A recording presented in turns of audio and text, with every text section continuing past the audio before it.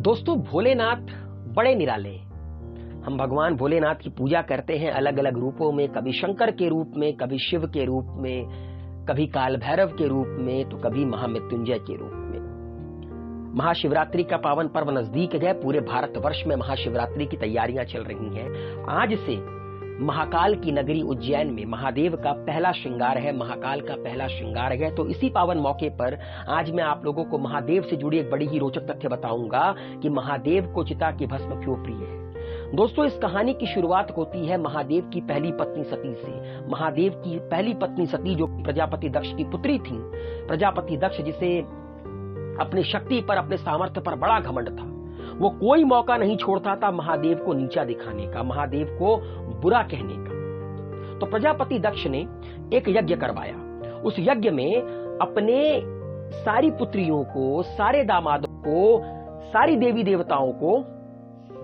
निमंत्रण भेजा, मगर भगवान भोलेनाथ को और माता सती को निमंत्रण नहीं गया कैलाश पर्वत पर। माता सती को इस बात का बहुत बुरा लगा। महादेव के लाख मना करने के बावजूद माता सती अपने पिता के द्वार पर पहुंचती हैं और अपने पिता से एक सवाल करती हैं कि अगर आपने अपनी सारी पुत्रियों को, दामादों को बुलाया, सारे देवी देवताओं को बुलाया, तो मुझे और भोलेनाथ को क्यों नहीं? क्या यह मेरा और भोलेनाथ का अपमान नहीं है?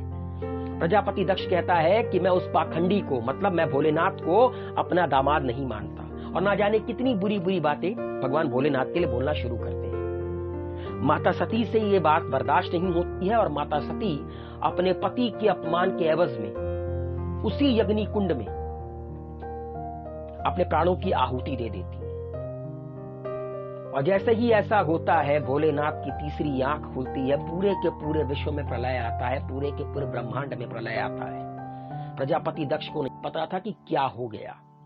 उसी वक्त भगवान भोलेनाथ अपनी जटाओं से वीरभद्र को पैदा करते हैं और कहते हैं कि जाओ वीरभद्र, दक्ष और उसके यज्ञ का विनाश कर दो। वीरभद्र के सामने कौन टिकता? जो आया वो मृत्यु की काल में गया।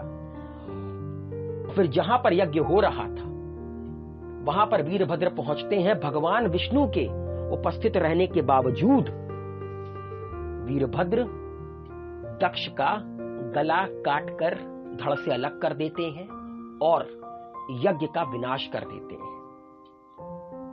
उसके बाद भगवान भोलेनाथ वहां पर पहुंचते हैं जहां पर माता सती ने प्राणों की आहुति दी थी। उस भस्म को अपने शरीर पर लगाते हैं। माता सती के मृत शरीर को उठाकर भगवान भोलेनाथ विरक्त, क्रोधित इधर उधर भटकने लगते हैं। पूरी की पूरी सृष्टि का संतुलन बिगड़ने लगता है। भगवान विष्णु समझ गए थे कि अगर भगवान भोलेनाथ इसी तरह भटकते रहे तो ये सृष्टि नहीं चल पाएगी। क्यों? क्योंकि ब्रह्मा, विष्णु, महेश ये तीनों इस पूरी की पूरी सृष्टि को चलाते हैं। भगवान भोलेनाथ इन्हें पाप का विनाशक कहा जाता है। अगर वही विरक्त हो जाएंगे, अगर वही संसार का त्याग कर देंगे तो सृष्टि कैसे चलेगी? तो भगवान विष्णु ने अपने सुदर्शन चक्र से माता सती के मृत शरीर के 51 टुकड़े किए और वो टुकड़े जहां जहां पर गिरे वहां पर 51 शक्तिपीठों का निर्माण हुआ। तो दोस्तों, भस्म के बारे में यह कहा जाता है, जैसा कि आपको पता है, कि भगवान भोलेनाथ जो भस्म लगाते हैं ना, वो माता सती का भस्म है जो भगवान भोलेनाथ को प्रिय है। इसके अलावा भस्म को लेकर और भी कई सारी बातें कही जाती हैं कि जो राख होता है ना, जो भस्म होता है, वो विरक्ति का प्रतीक है।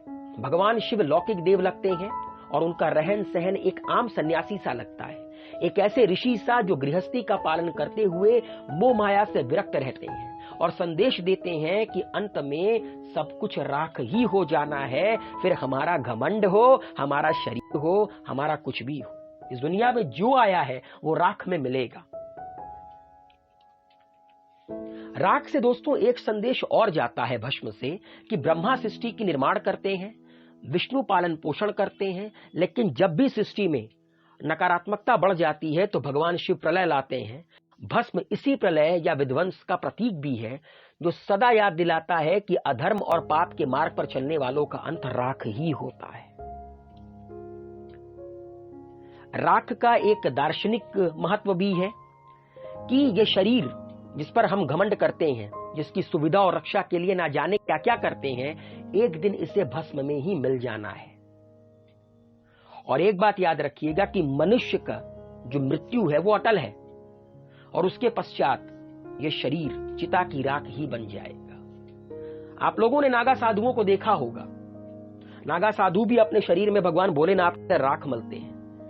यह भस्म उनके शरीर की कीटाणुओं से तो रक्षा करता है तथा सब रोमकूपों को ढककर ठंड और गर्मी से भी राहत दिलाता है, क्योंकि नागा साधु है। ऐसा तो नहीं है कि गर्मी में कपड़े नहीं पहनेंगे और ठंड में कपड़े पहनेंगे। तो ये जो राख है ना, वो उनके शरीर को ठंड और गर्मी से बचाता है। इसके अतिरिक्त मच्छर, खटमल आदि जीवों से भी भस्म पूरे शरीर की रक्षा करता है, उन्हें शरीर से दूर रखता है।